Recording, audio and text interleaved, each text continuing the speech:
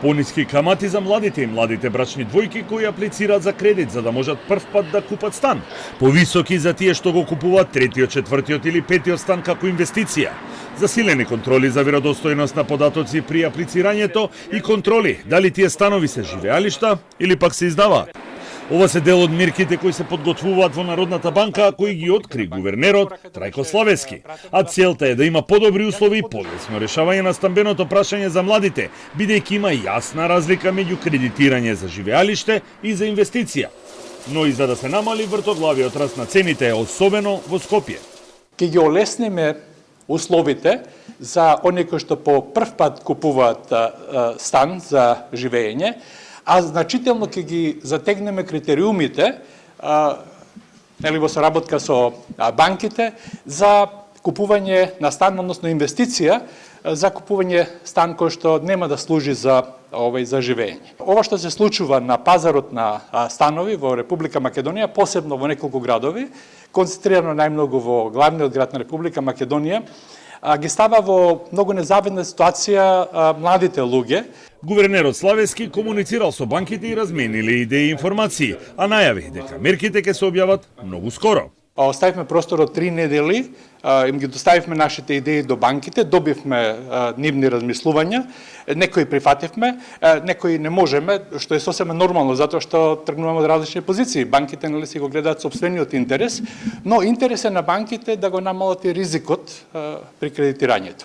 Славески побара од банките сериозен пристап околу изјавите на кредитобарателите, бидејќи според документите во 73% од изјавите стои дека становите купени на кредит се за живење, а никој тоа не го проверува. Од катастарот пак најавија рестартирање на регистарот на цени до крајот на месец септември, но проблемот е што тој се базира на податоци добиени од нотарите од преддоговори за купопродажба датирани од пред 4 или повеќе години.